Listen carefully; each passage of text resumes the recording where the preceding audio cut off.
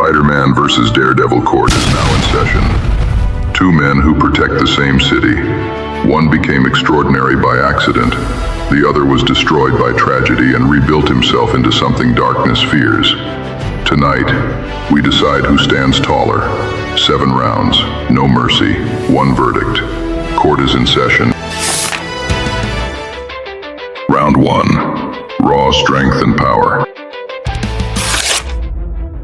Marvel puts Spider-Man at 10 tons officially, but that number only shows up on a good day. In one of his most defining moments, pinned under machinery heavier than a locomotive, he nearly gave up, then thought of Aunt May and lifted it anyway.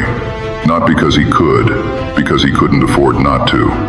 His real ceiling has never been found. It only appears when someone he loves is about to die. Daredevil can't lift 10 tons. He's human, trained to the absolute edge of what a human body allows, but human. What he has instead is precision. He doesn't hit harder. He hits exactly where it ends the fight. Spider-Man, 9. No known ceiling, powered by willpower. Daredevil, 6. Peak human, every strike placed perfectly. Round 2, family background. Peter Parker watched the man who would kill his uncle walk right past him. He could have stopped him. That single decision became the defining moment of his life. Every loss that followed, Uncle Ben, Gwen, and others, is forever connected to that one choice. This is not bad luck.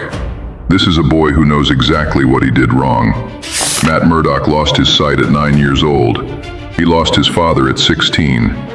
Jack Murdock was murdered because he refused to throw a fight in front of his son, choosing dignity just once. His mother was alive the entire time, living as a nun in a convent, saying nothing, hidden from him for most of his life. Spider-Man, 8. Raised by love, broken by guilt. Daredevil, 9. Raised on a promise, broken twice, told nobody. Round 3, friends and allies. Spider-Man has the Avengers, Tony Stark, Doctor Strange, Miles Morales. But look closer at what that actually means. Doctor Strange once gave Spider-Man a birthday present, 5 minutes alone with Uncle Ben. Not a weapon, not training. 5 minutes with the man Peter has been grieving his entire life. That is the caliber of people in his corner. Daredevil has Foggy Nelson. No powers, no training, no costume. He found out the truth, left, came back, found out again, left again, came back again. Foggy keeps returning when any reasonable person would not. That's not loyalty. That doesn't have a name. Spider-Man, 8. Allies who move mountains for him. Daredevil, 8. One ally who keeps coming back when any reasonable person would not. Round 4, charisma and leadership. Spider-Man is simultaneously the most beloved and most publicly hated hero in New York. J. Jonah Jameson spent decades calling him a criminal on the front page. The city he saved demanded his arrest. Peter kept showing up anyway. No explanations. Just because someone would get hurt if he didn't. That's not charisma. That's rarer than charisma. Daredevil doesn't inspire hope. He inspires fear. In Hell's Kitchen, they don't love him. They're afraid of him. A man who believes in the law by day and breaks it every night.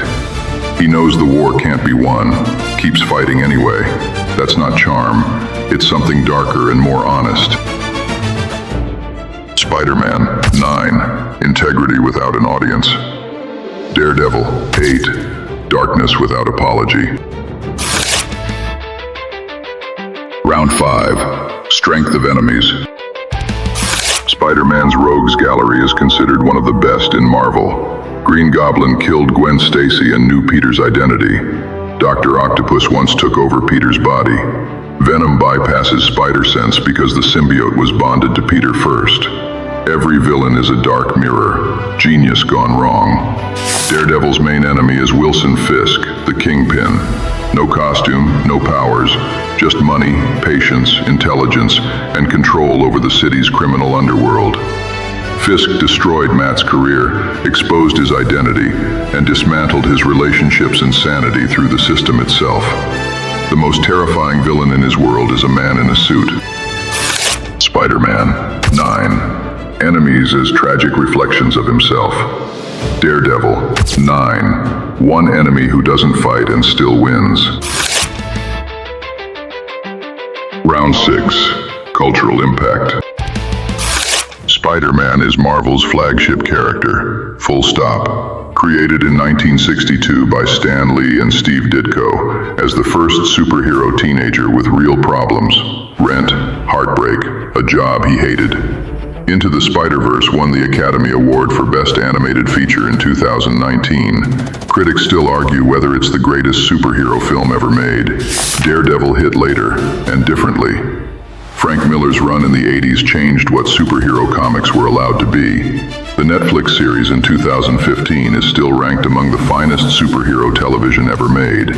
The hallway fight scene from season 1 is studied in film schools, not for effects, for how it shows a tired human body that won't stop moving even though everything hurts. Spider-Man 10. The most beloved superhero in history across every medium. Daredevil 8. Changed the language of the genre. In a dark hallway. Round 7. Direct confrontation. On paper, Spider-Man wins easily. Stronger, faster, spider sense warns him before the punch is thrown. Should be a 5-minute conversation. But Daredevil's radar sense runs on the same frequency as spider sense. In No Way Home, Matt caught a brick thrown at superhuman speed without looking. He hears Peter's heartbeat, feels web tension before Peter pushes off. He has trained his whole life against people stronger than him. He knows how to make physical advantage meaningless. One more thing, Peter pulls his punches, always. Daredevil doesn't. He's precise, but he is not gentle. Short fight, Spider-Man. Long fight, Matt makes it very uncomfortable for everyone. Spider-Man 9. Wins if it stays physical. Daredevil 8. Neutralizes the advantage, fights without mercy. Final score. Spider-Man 62, Daredevil 56. The winner on points is Spider-Man, but the devil of Hell's Kitchen was never going to make it easy.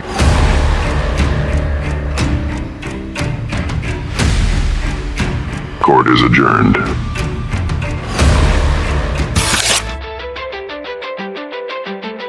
Subscribe.